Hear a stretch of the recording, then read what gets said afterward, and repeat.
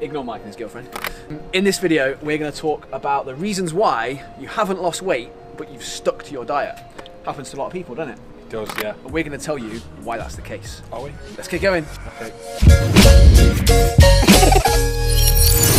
Number one. Point one is that you paid no attention to the amount of water you drunk and the amount of salt you've eaten. That can drastically affect the amount you weigh.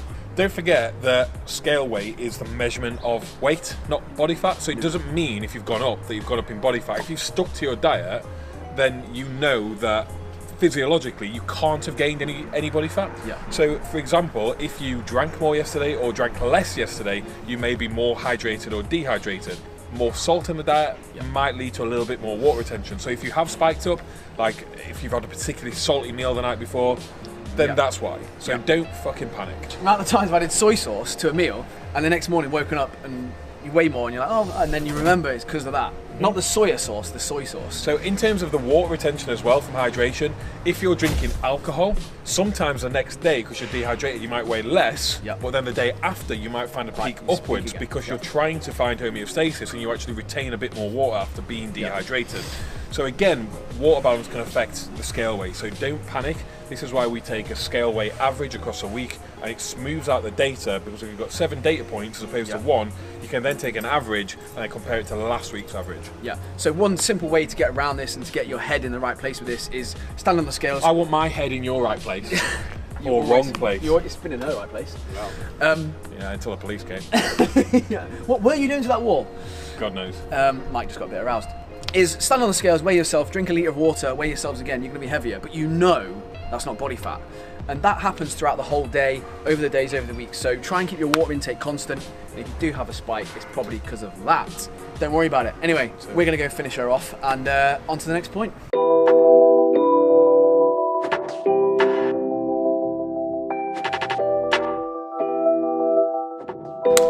Point two. I know what you weigh more. You eat too much. Point two. You're just fat. Yeah. Point two. Are we on? We're on. We'll keep that in. Keep that in. Point two is, what time did you eat last night? Yep. That's not, I'm not asking you directly. Not a euphemism as well. Don't worry, think about it like that. That's got, that won't affect the scales. Calorie free, that. Calorie Won't free. affect the scales. Although it does taste like fish. So. Yeah. Or you could do fish supper, turn her over, chocolate surprise for dessert. Who knows? What more do you want? What more do you want? Bit nutty though. Fruit and there's raisins in it, so. How did the sweet corn get in here?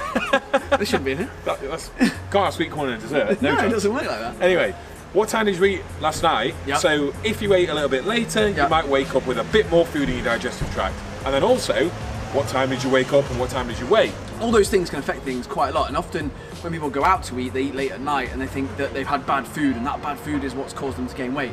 No, it isn't. Like, it's just because you ate later on at night. Most people eat at the same time, between say 6 and 8 PM in most evenings, whereas when they go out to eat, they might eat at 10 o'clock, 11 o'clock. No, you've not gained fat. Then look at weekends as well. So weekends, again, most people's routine during the week is quite structured. They have tea about the same time. They might have an evening snack or whatever. But at the weekends, they might be a bit more sporadic with their eating. Like Dan says, they might go and eat out. They might be out and about, whatever. So again, you're going to get some scale weight fluctuations. But again, like I said before, it's just weight. Yeah. It's not body fat. Size of the meals as well. Again, at weekends, people often eat maybe less meals and they eat more, or they just eat more in general at weekends. Yeah. But often some people as well, they have quite sort of, I suppose, big dinners, and that can massively affect things. Yeah. So don't kind of take that scale weight every single day as a given. You need to make sure you work out those averages over the week. Look at your daily habits and think to yourself, as long as I weigh myself daily every morning at the same time, roughly, without eating, you're going to be there or thereabouts. The odd day here and there, you can just discard that. That's a good point, because a client of mine, thanks, mate. A client of mine who's in contest prep has just upped her fibre and her food volume. She's eating tons of veg, and she's found that her scale weight's gone up. It's because she's eating more in the evening to keep herself satisfied before she goes to bed. So then she's going to wake up slightly more bloated, a bit more food in her gut, than when she was spacing her meals out a bit more evenly. So again, it's not body fat, it's just scale weight. I'm never satisfied when I'm in bed. No, I know, neither is your missus, from what she keeps telling me anyway. It's because she's sleeping with you. Absolutely relentless, she is. Sorry, Laura.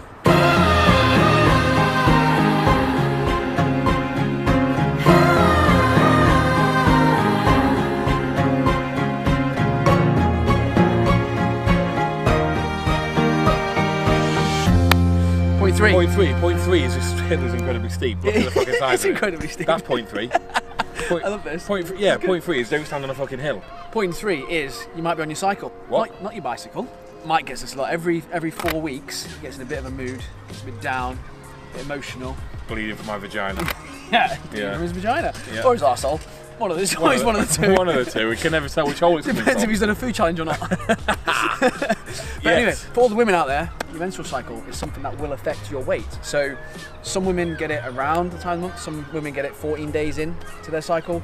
There's different times, different time periods with different hormones that are elevated and lowered, and that can affect water retention. And again, if you keep track of these things on a daily basis, then you can almost predict when your weight fluctuation is going to occur. Some people don't get them, but a lot of people do. So I've seen people gain like maybe 4 or 5 pounds just over that week, and it's like, right, actually disregard what the scales are saying this week because they're not a good reflection of your body fat levels. So if you know it's going to come, you can preempt it, and then that way you're not going to stress out, you're not going to panic and go, oh, I've gained all this weight, because you haven't. So one thing women can do with that is that you compare your weight around your cycle time to the previous month's weight. That will give you a good indication. If you're fairly consistent, some women do get it worse some months than others, but if you know it's fairly consistent, you can get an idea of those weights and you can compare those weights, and that'll give you an idea of whether you've been losing weight or not. So don't worry if around that time of month things do spike, because everything takes over. And the other thing as well is you will sometimes get more cravings around that time, so don't be alarmed. Again, if you do have a little bit more food, say 200 calories extra, you're not going to take yourself out of a deficit, but if you've eaten a bit more food and that's come from veg,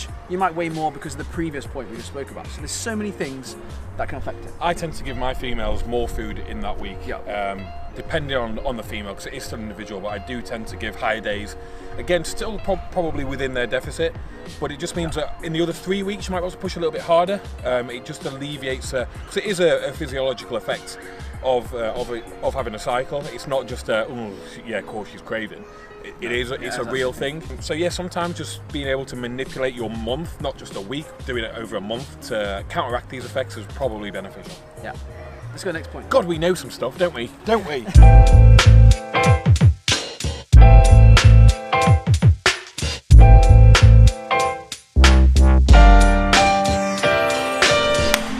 Digestion. Point number 4. How well you digest things. Assimilate nutrients. You've got to assimilate those nutrients. You've got to assimilate them. Stop talking like a cunt. If you're constipated, guess what? You're going to weigh more. Yeah, whether you've been to the toilet or not.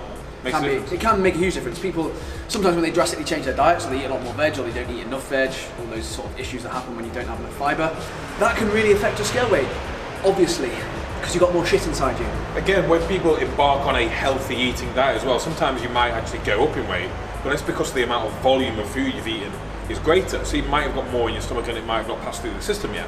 Whereas before you were eating higher calorie, lower volume items, chocolate, junk food, etc.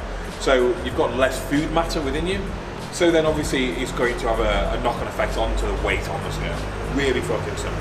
That's about it with digestion. And that is about it. Yeah, that's about it. Like the other thing is you might have, if you've eaten something that doesn't agree with you, like you might bloat, something like that, you get a bit of information, like 24,000 calories in 24 hours.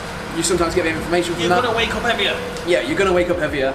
And it is a real thing, because my face was fucking massive after that 24,000. So you do get water retention, like you do have inflammation when you have certain items of food or a mass of food. Yeah, so don't worry about it. Again, like when you go on holiday as well, you'll notice that you'll feel quite soft and watery and bloated and puffy, and then that will go after 3 or 4 days. Like I'm back to normal now after that. I mean, I'm still fat, but the water retention's gone. I'm dry as hell. You gained a kilo of body fat, but it's fine. I probably have to be fair. Anyway, last point.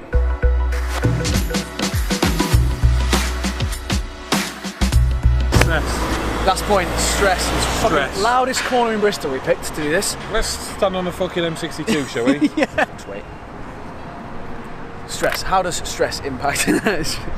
Point 5, stress. Stress. How does stress impact Very weight much gain? so. Very much so, not at all. To some extent. Very much so, actually, we'll go with. So, it does. We'll go with very much so. So when people say that they are stressed and that's the reason they can't lose weight. Oh, I'm too stressed to lose weight. Yeah, you might not be losing weight on the scale, but you're definitely still okay losing body fat. That's if your stress isn't leading to you to eat the fucking contents of a biscuit tin. That as well, yeah. That's really important. I'm so stressed with the school run.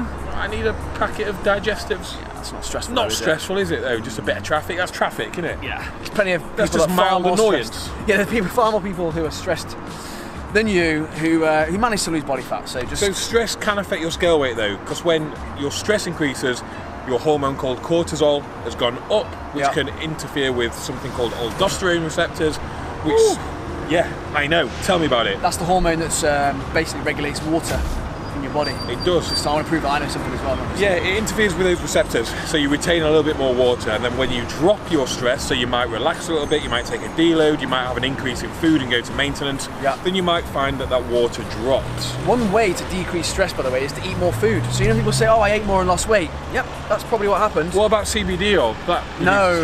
They actually... What about a new pillow using my code Mike20?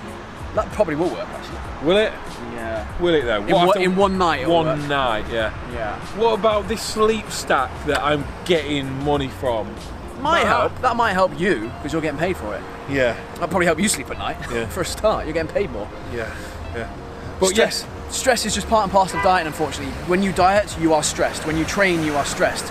All these things can add up, and it means that sometimes, you know, when you take a diet break, for example, your weight can drop even further. Yeah. And it's usually because you just drop that water. You've probably heard of some people talk about, like competitors, talk about dropping water or eating more and losing weight, and that's what they mean. There's nothing magic. They're not lost loads of body fat.